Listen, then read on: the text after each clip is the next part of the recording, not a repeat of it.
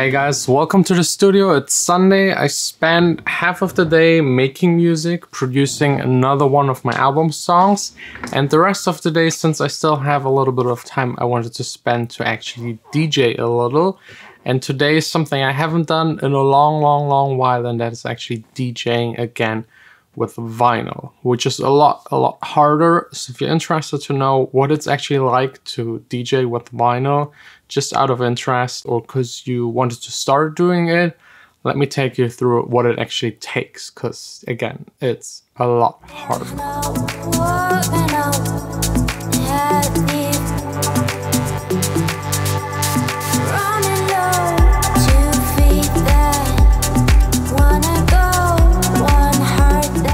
Today is actually a filler vlog because yesterday we started the worst track contest where you guys get samples by me, remix them, and then I listen to them and react to them, and you try to make them as cringy, as bad as possible and be really creative doing so. Tomorrow I will start listening to them and give feedback, and we'll all just have a good time listening to shitty songs. So today it's really about vinyl.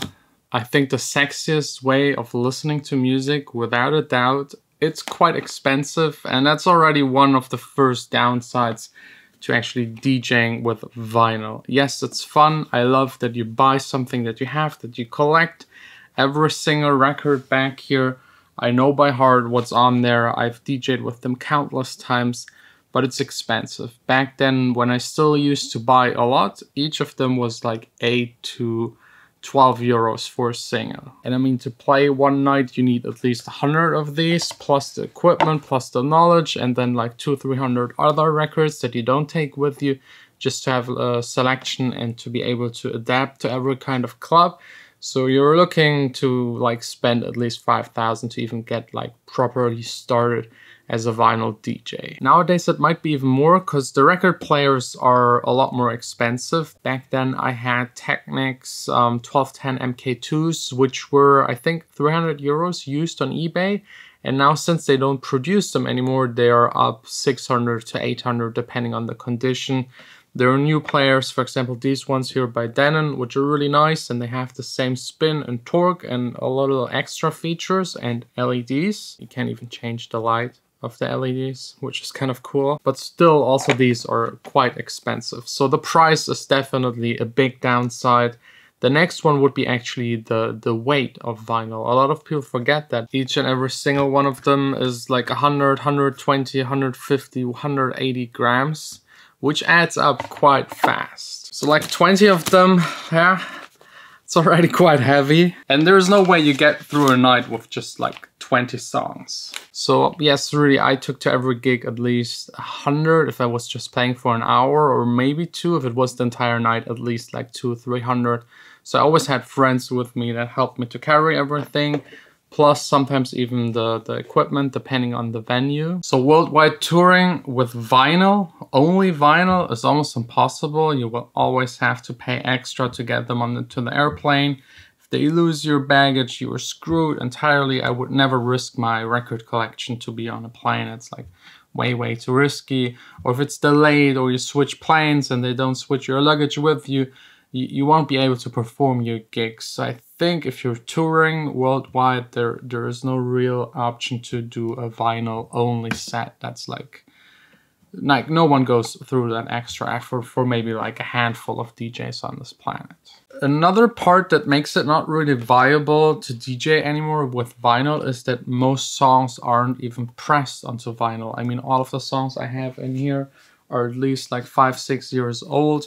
Like this, for example, is like a 50 Cent record, Method Man and Redman. Yes, I used to be a hip-hop DJ, like at the very beginning, but there are also countless of house records in here. I don't know what happened to this sleeve, but that's like a classic Benny Benassi Satisfaction, very rare vinyl. But since like almost 10 years, most songs aren't even really pressed onto vinyl because it's not required. Back then, it was only made also for people collecting and for people DJing. So a lot of the vinyls were printed before the actual release.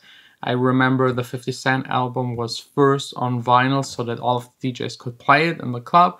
And then later on it was actually properly released on CD. Then there are, of course, like, it feels like I'm only telling you about downsides, but we're talking about old technology.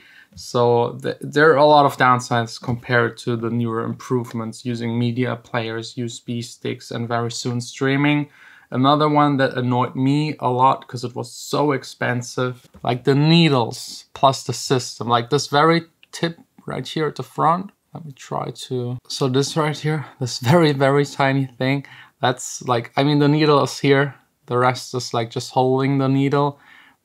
You buy them for like 20 if you go for bad quality, up to 80 euros, which is quite expensive. And then the system that holds the needle is also like between 20 and 50 maybe.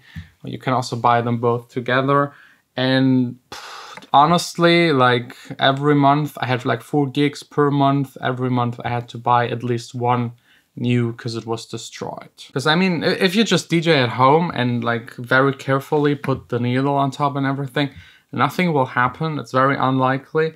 But if you play in a club, like someone is pushing you, someone is touching it, you get drunk yourself and screw up, it can happen really fast. For example, underneath the record is a Slipman that is like made out of fabric, and whenever the needle touches it, it's basically gone. Especially if the turntable is spinning and you put it up on here, gone. And what's also really dangerous is here, like the rim of it.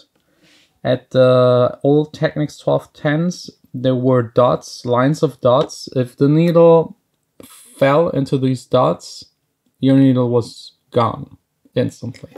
And then also the vinyl itself, you scratch it. It just happens. Like in a club environment, there is no way to always pull it up straight, carefully. There will be scratches on there, especially at the beginning, if you practice scratching maybe even. So whenever the record has a scratch on it, you can't play it anymore. It's like, it's garbage. So for example, let's say this single, which has like 4 tracks on it, usually a cappella, instrumental, and two main versions, like the main version that was released, and one with the bad words. If one of them got scratched, I got a big sticker and put it over the entire track so that I couldn't by accident play it in a club. Because once the needle gets to that scratch, it will start either jumping and looping this way, or it will just lose the track and like go over the entire record, which sounds really, really horrible. You see this sound, and now imagine that sound in like 110 decibels. Horrible. If you do this maybe once a night, people will forget about it, but if this happens regularly, people won't book you again as a DJ. So this was really a risk to you getting booked again. Another annoying thing a lot of people forget, like the record player is very sensitive to vibrations. So if I put the needle onto the record, just knock here, you can hear it through the speakers. Like everything the needle picks up gets emphasized a lot.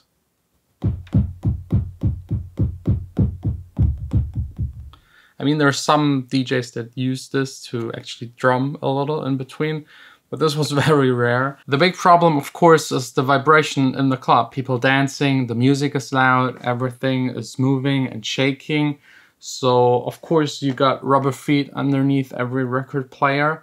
But some people, like some of my DJ friends, had always tennis balls, half tennis balls with them to put them underneath.